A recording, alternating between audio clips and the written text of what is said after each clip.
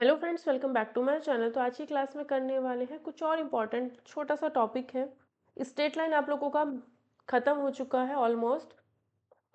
अगर आप KVS TGT maths की प्रिपरेशन कर रहे हैं तो केवीएस टीजीटी मैथ्स के लिए टारगेट सीरीज आप लोगों के चैनल पर चल रही है, उसको आप देख सकते हैं और अपने डेली के मतलब हर हफ्ते का टारगेट आप अपना कंप्लीट कर सकते हो। तो जब तक एग्जाम आएगा आपकी बहुत अच्छी प्रिपरेशन हो चुकी होगी। ठीक है। बाकी किसी भी एग्जाम की अगर आप प्रिपरेशन कर रहे हो, टीजीटी या पीजीटी, केवीएस टीजीटी को छोड़ करके बाकी सभी एग्जाम्स में ये टॉपिक आपको देखने को जरूर मिलने वाला है, straight line.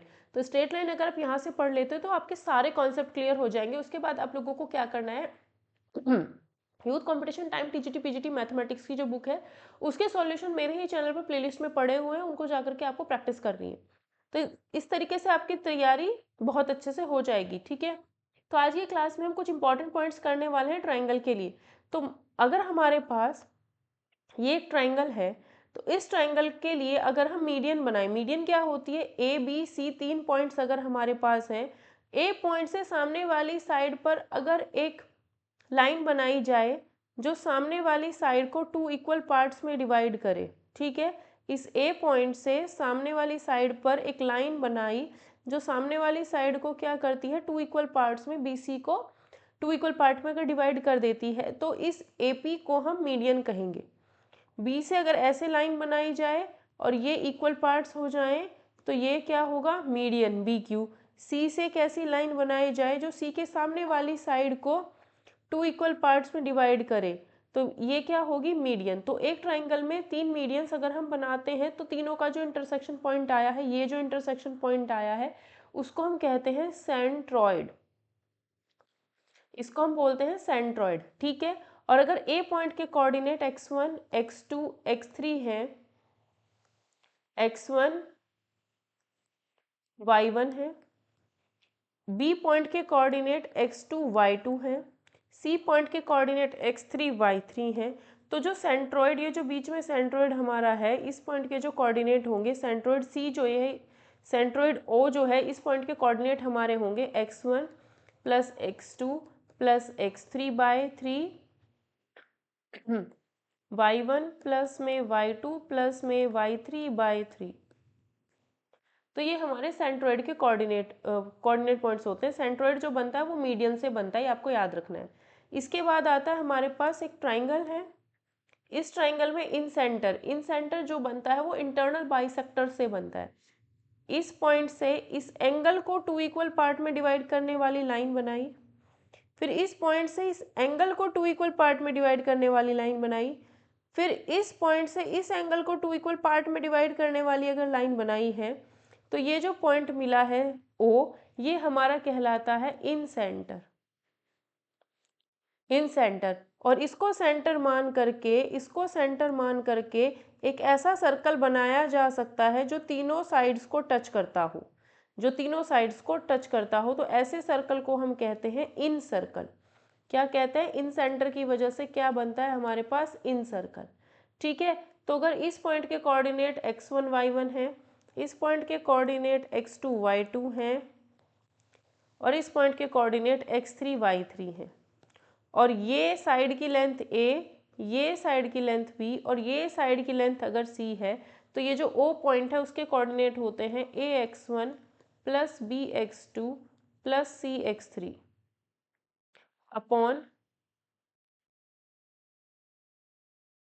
a plus b plus c, ay1 plus by2 plus cy3 upon a plus b plus C. ये हमारे इन सेंटर के कोऑर्डिनेट पॉइंट होंगे। ठीक है। उसके बाद आता है अगर कोई ट्राइंगल है तो बनता है हमारा सरकम सेंटर। अब सरकम सेंटर कैसे बनेगा, सेंट्रोइड बना था मीडियन से, ठीक है, इन सर्कल बना था एंगल बाइसेक्टर से, और सरकम सेंटर किससे बनता है, परपेंडिकुलर बाइसेक्टर से। ये किससे बनता है, परपेंडिकुलर बाइसेक्टर। परपेंडिकुलर बाइसेक्टर का मतलब है इस पॉइंट से एक लाइन ऐसी बनाई सामने वाली साइड पर जो 90 डिग्री यहाँ बनाए, इस पॉइंट से सामने वाली साइड पर एक लाइन ऐसी बनाए जो यहाँ 90 हो, इस पॉइंट से यहाँ एक लाइन बनाई सामने वाली साइड पर जो यहाँ 90 हो, इसीलिए परपेंडिकुलर कहा गया है। ठीक है, तो अगर हम परपेंडिकुलर बाइसेक्टर बनाते हैं तीनों साइड्स पर, तो जो ये सेंटर मिलता है इसको हम कहते हैं सरकम सेंटर। सरकम सेंटर इसको हम कहेंगे और ये हमारी रेडियस हो जाती है। और सरकम सेंटर से एक सरकम सर्कल बनाया जा सकता है जो ट्राइंगल की तीनों वर्टिसेस को टच करके पास होता है।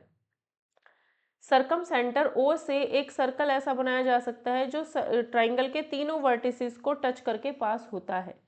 ठीक है, तीनों वर्टेक्स से पास होता है।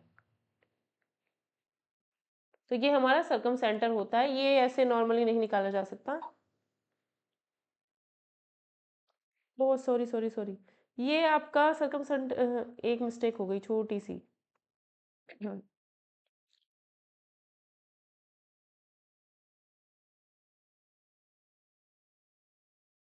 नहीं सही है, एक सेकेंड ना। अरे यार, एक छोटी सी मिस्टेक हुई है। देखो, ये सरकम सेंटर नहीं है, यही चेंज कर लो, बाद में बताऊंगी सरकम सेंटर। कि अगर हमारे पास, देखो हमने क्या बनाया है, इस पॉइंट से सामने वाली साइड पर परपेंडिकुलर, इस पॉइंट से सामने वाली साइड पर परपेंडिकुलर, दैट मीन्स हमने एल्टीट्यूड्स का यूज़ किया है। अगर एल्टीट्यूड्स, एक ट्राइंगल की 3 एल्टीट्यूड हम बनाते हैं, तीनों जहाँ पर मिलती हैं उस पॉइंट को हम ऑर्थो सेंटर कहते हैं, सरकम सेंटर नहीं, ऑर्थो सेंटर। ठीक है, क्या कहते हैं, ऑर्थो सेंटर कहते हैं। ठीक है, ऑर्थो सेंटर कहते हैं।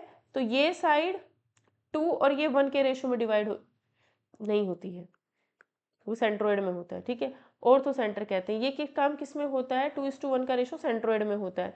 कि अगर ये 2 है तो ये 1 होगी, ये 2 है तो ये 1 होगी, ये 2 है तो ये 1 होगी, ये 2 है तो ये 1 होगी। ये किस में होता है, सेंट्रोइड में। ठीक है, अब आप ध्यान रखना, सेंट्रोइड मीडियन से बना था, इन सेंटर एंगल बाइसेक्टर से बना था, और ऑर्थो सेंटर एल्टीट्यूड से बनता है। ठीक है, सरकम सेंटर की अगर हम बात करें, तो ये अगर ट्राइंगल है तो इस साइड की अगर मैं परपेंडिकुलर बाइसेक्टर बनाऊं, इस साइड का अगर मैं परपेंडिकुलर बाइसेक्टर बनाऊं तो ऐसे जाएगा। इस साइड का अगर मैं परपेंडिकुलर बाइसेक्टर बनाऊं तो ऐसे जाएगा। इस साइड का अगर मैं परपेंडिकुलर बाइसेक्टर बनाऊं तो ऐसे जाएगा।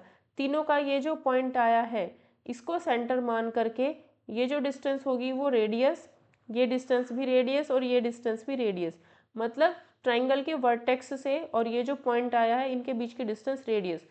एक ऐसा सर्कल बनाया जा सकता है जो वर्टिसेस से पास हो। ट्राइंगल के तीनों वर्टिसेस से पास होने वाला एक यहाँ पर क्या बना सकते हैं हम, सर्कल। ठीक है, दोबारा समझो, ये ट्राइंगल है तो इसका परपेंडिकुलर बाइसेक्टर, इसका परपेंडिकुलर बाइसेक्टर, मतलब ये चीज़ 90 बने और इधर बराबर हो। ठीक है, तो मतलब कहीं यहाँ होगा। ठीक है, इसका 90 हो और इधर इधर बराबर, इस लाइन के ऊपर 90 हो और इधर इधर इधर इधर बराबर हो। ठीक है, तो ये बनाया हमने, तो तीनों जहाँ पर मीट करते हैं ये पॉइंट हमारा सरकम सेंटर कहलाता है। ये डिस्टेंस रेडियस, ये डिस्टेंस रेडियस, ये डिस्टेंस रेडियस। तो सरकम सेंटर से पास, सरकम सेंटर की हेल्प से हम एक ऐसा सर्कल बना सकते हैं जो ट्राइंगल के तीनों वर्टिसेस से पास होकर के जाता है। ठीक है, ठीक है। अब यहाँ पे एक क्वेश्चन है,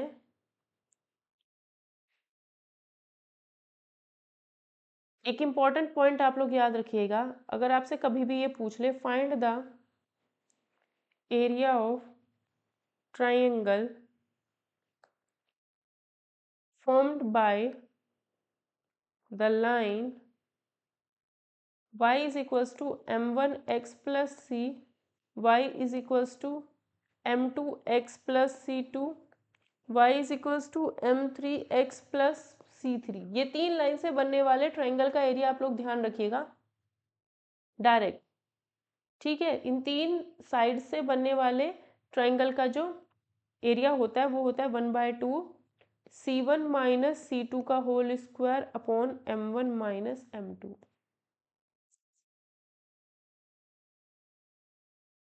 ठीक है, थर्ड लाइन, सॉरी ये क्या है, थर्ड लाइन नहीं होती इसके अंदर। थर्ड लाइन जो होती है वो होती है हमारी वाई एक्सिस, यानी एक्स इज इक्वल्स टू 0। एक लाइन ये, दूसरी लाइन ये, और x इक्वल टू 0 से बनने वाले 3 साइड से बनने वाले ट्रायंगल का एरिया हमेशा ये होता है। ठीक है, ये याद रखना। ठीक, ये कॉन्सेप्ट्स हैं कुछ आप लोगों को ध्यान रखने, एक इम्पॉर्टेंट कॉन्सेप्ट ये नेक्स्ट वीडियो में बताती हूँ, ठीक है। बाकी ये नंबर सबके पास है 6395334546, और डिस्क्रिप्शन में आपको टेलीग्राम चैनल का लिंक मिलेगा, वहाँ पे भी आप मुझे आप ज्वाइन कर लेना, क्योंकि वहाँ पर आपको पीडीएफ नोट्स वगैरह मिलते रहते हैं, ठीक है।